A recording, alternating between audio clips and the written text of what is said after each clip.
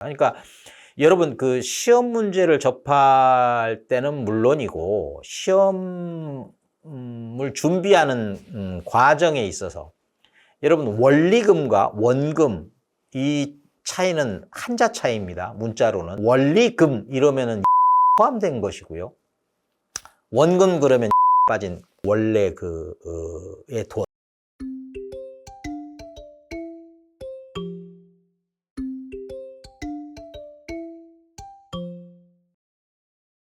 네, 여러분 헬파고 환영합니다. 여러분 오늘 조금 여러분에게 어렵게 다가갈 수도 있겠다 싶은 생각이 드는데 절대 어렵게 생각하시면 안 되고요. 자연스럽게 어렵지 않은 느낌으로 다가갈 수 있도록 최선을 다하겠습니다. 오늘은 여러분 돈을 빌리지 않습니까? 은행으로부터 대출을 받는 경우 많잖아요. 그리고는 이제 갚아 나가야 되는데 그게 이제 방법이 크게 두 가지가 있습니다. 원리금 균등이 있고 원금 균등이 있습니다. 균등인데 매회 균등인데 뭐가 매회 동일하게 균등이냐 이게 기준인 거죠. 그래서 원리금 균등 그러면 원금과 이자를 합한 거 이게 원리금이라고 하죠. 그것이 균등하다 할 때 원리금 균등이라고 하는 것이고 원금 균등은요. 원금만 균등하다. 그래서 이자는 어떻게 된다? 변동이다. 변한다. 이런 겁니다. 그러니까 여러분 그 시험 문제를 접할 때는 물론이고 시험을 준비하는 과정에 있어서 여러분 원리금과 원금 이 차이는 한자 차이입니다. 문자로는 중앙에 리가 있냐 없냐의 차이인데 원리금 이러면은 이자가 포함된 것이고요. 원금 그러면 이자가 빠진 그야말로 그 대출받은 그 원래 의 돈, 원금. 네. 이거를 균등하게 쪼개면 원금 균등 방식으로 갚는다는 것이고, 그게 아니라 이자까지 포함해서 매회 그냥 똑같이 단일하게, 동일하게 갚아 나가고 싶다 그러면 이자까지 합한 원리금 균등으로 상환하겠다 이렇게 되는데 사실 그 실질적으로 이용되고 있는 것은 원리금 상환 방식입니다. 왜냐하면 갚는 입장에서 매달 얼마를 갚으면 된다라고 알고 있으면 되고 예측 가능하고 계획을 세우는 데 유리하겠죠. 그 다음 달에 얼마 나올지 모른다. 왜? 이자가 들쑥날쑥 달라지고 있기 때문에 그런 경우는 좀 그 대출받은 사람 입장에서는 좀 불편하지 않겠어요? 위험하기도 하고 갚을 수 있을지 없을지. 그러나 딱 원리금, 이자까지 포함된 것이 정해져 있으면 다음 달, 그 다음 달 내내 갚을 때까지 똑같은 금액만 상환하면 된다, 갚으면 된다 이렇게 되는 거니까 심리적으로 매우 안정되고 예측 가능하고 금융 위기도 최소화되고 이러지 않겠습니까? 물론 이제 원리금 균등은 계산은 복잡하겠지만 이용자에게는 편하다 이렇게 되는 거고 이 원금 균등 같은 경우는 예컨대 1억을 10년에 갚는다 그러면 매회 원금 이자는 불문하고 따지지 않고 원금은 1,000만 원씩 10번에 나누어서 갚는다 이렇게 되는 것이죠. 물론 그 1,000만 원의 이자 부분이 매회 다르게 붙겠죠. 예. 왜 그럴까요? 회차마다 1,000만 원씩 갚아가면 이 내 손안에 있는 갚지 않은 남아있는 잔금, 대출 잔액이라는 게 조금씩 줄어가지 않겠어요. 비례적으로, 규칙적으로. 그 줄어드는 만큼 이자도 줄겠죠. 첫 해는 원금 전체에 대한 이자를 냈으면 2회차에는 1회차 때 원금 균등하게 n분의 1로 나눈 원금이 빠져나가면 딱 그만큼 이자가 줄지 않겠어요? 그러니까 이자는 계속 줄어가고 이자는 줄어가죠. 그런데 뭐는 그대로 유지된다? 원금 n분의 1로 균등하게 나눈 원금은 매회 똑같이 나간다. 이게 원금 균등입니다. 그러니까 여러분 복잡한 식으로 넘어가기 전에 이 기본적인 이미지, 플로우, 흐름을 여러분이 가지고 계셔야 이후에 좀 디테일로 접근할 때 흔들림 없이 접근할 수 있다. 이런 말씀 먼저 드릴게요. 자, 다시 한번요. 원리금은 원금 플러스 이자가 이자이고, 그것이 균등하다 할 때는 원리금 균등 상환이라고 하고, 이자는 변할 수 있으나 원금만큼은 n분의 1로 딱 잘라서 균등하게 가겠다. 이자는 그때그때 그 빌린 돈의 잔금에 따라서 변하는 대로 반영하겠다. 이렇게 되면 이제 원금 균등이 이렇게 되는 겁니다.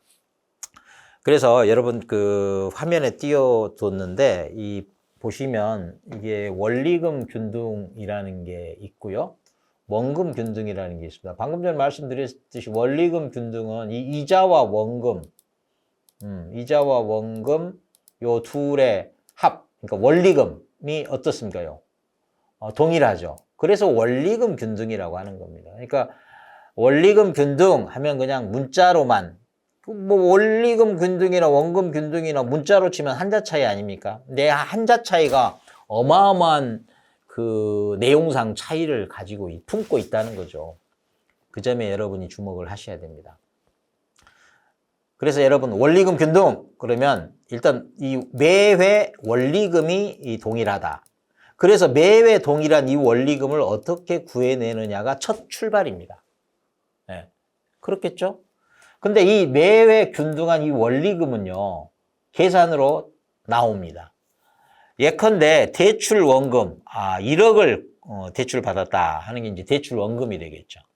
이자율 정해져 있겠고요. 뭐 기간은 뭐 몇 년으로 한다. 이거 임의로 제가 지금 설정을 한 건데, 요 임의로 설정하고 계산이 어떻게 되어 나가는지를 좀 여러분에게 보여드리고 싶어서 지금 이걸 이제 그 화면에 내어 걸었는데, 여기 원리금 균등은 말 그대로 원리금이 동일한 겁니다. 균등한 겁니다.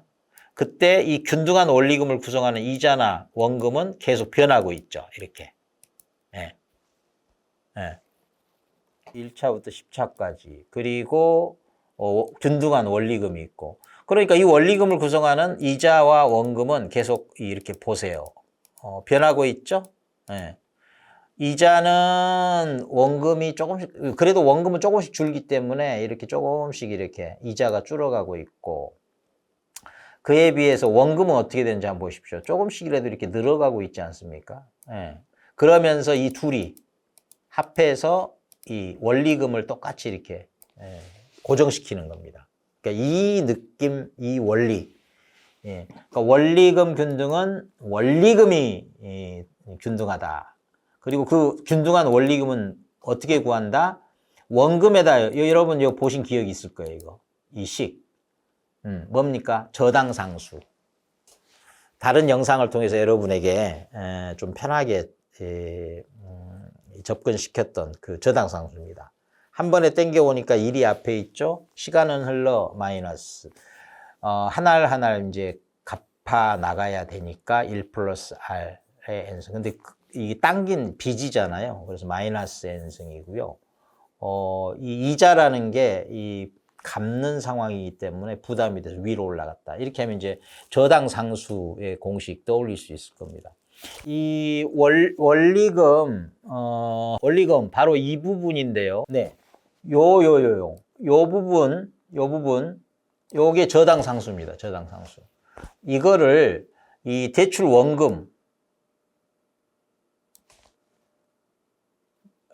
곱하면, 그때 R과 이 이자율과 기간이 N이 주어져 있죠. 그렇게 되면 이 원리금을 구해낼 수가 있어요. 이건 뭐 계산기로 하면 되니까 그건 나중 문제고, 계산기 다루는 건 제가 다른 영상에서 제가 직접 계산기를 손에 들고 누르는 것까지 상세화된 그 영상을 제공해 드릴게요. 일단은 그 흐름을 계략적으로 파악하시면 되는 겁니다. 자, 그렇게 해서 이제 원리금이 나오면, 고정적인 원리금이 나오면, 이 원리금 고정이 되겠죠. 그리고, 사실 알 수 있는 게 뭐냐면, 첫 해 이자를 알 수가 있어요. 왜? 빌린 돈이 뻔히 그 1억이라는 돈이 있기 때문에 여기에 이자율을 곱하면 첫 달 이자가 나오죠. 당연히 나오죠. 그러면 또 하나는 뭐냐면 이 원리금이 고정돼 있잖아요. 원리금이. 그러니까 원리금이 고정돼 있고 첫 해 이자를 구할 수 있으면 따라서 뭘 구할 수 있습니까? 첫 해 원금을 구할 수 있죠. 왜? 이 둘을 합해서 이 원리금이 되는 거니까. 네. 이 이자와 원금이 합해져서 원리금이 되는데 이 원리금은 고정돼 있으니까. 이 고정된 건 어떻게 나왔어요? 아까 요 식으로 해서 저당 상수를 대출 원금에 곱하니까 나온 거였죠. 자, 다시 한번요. 자, 원리금 균등은 저당 상수를 이용해서 그 균등한 원리금을 구해낼 수 있다. 그리고 동시에 첫 해 이자율을 원금에 곱하면 이자를 구할 수 있다. 자, 원리금에서 이자를 빼면 이 둘의 합이 원리금이니까 원금을 구해낼 수 있다. 이렇게 되는 겁니다. 네. 그러면 첫 해 원금을 구해낼 수가 있죠. 이 첫 해 원금이 1억에서 이제 빠져나가겠죠. 그러면 잔금이라는 게 남죠. 요 빠져나간 원금 이후에 남는 잔금. 그 다음 해에는 이 잔금에다가 이자가 붙겠죠. 이 잔금에. 그래서 요게 나오는 겁니다. 요게. 네. 이자. 그런데 원리금은 고정돼 있죠. 그러니까 여기에서 이 이자를 빼면 또 원금을 구할 수 있죠. 또 이 원금이 빠져나가면 요 앞에 있는 잔금에서 빠져나가면 요 잔금이 되겠죠. 요 잔금의 이자율을 곱하면 요게 이자로 나가겠죠. 요 원리금 고정된 것에서 이자를 빼면 원금이 되겠죠. 이런 식으로 쭉 흘러가는 겁니다. 자, 원리금은 고정돼 있고 매회 원금은 조금씩 빠져나가고 남는 잔금이 있다면 그 잔금에 이자율이 붙어서 그게 이자가 되고 요 흐름을 알겠습니까? 자, 원리금 균등은 저당 상수라는 계수가 있어요. 자본하는 계수. 이 계수를 대출 원금에다가 곱하면 첫 해 원리금. 근데 이게 첫 해만의 원리금이 아니라 원리금 균등이니까 쭉 매회 똑같겠죠. 그런데 첫 해 이자 구할 수 있다. 원금에다. 최초 원금에다가 이자율을 곱하면 첫 해 이자가 나온다. 요 이자를 원리금 균등이니까 원리금 그게에서 빼면 원금이 나온다. 이 원금이 다음 회차에서는 빠져나가니까 빠져나간 만큼 남은 잔액에 이자가 붙는다. 이런 식인 겁니다. 이 흐름 여러분 눈 감고 한번 그 흐름을 타보십시오. 이게 매우 중요합니다. 이거를 눈 감고 스스로 그 가시적, 가상적 누군가에게 설명한다고 보고 설명해내지 못하면 아무리 이걸 이해하려고 해도 이해할 수는 없는 것이다. 공식을 애워서 될 일 아니다. 이런 말씀 먼저 드릴게요. 공식을 활용하면 나중에 편해지긴 한데 꼭 필요한 최소한의 공식은 나중에 말씀드릴게요. 그것도 흐름을 먼저 이해하고 나서야 의미를 갖는 거니까 좀 따라와 주시기 바랍니다.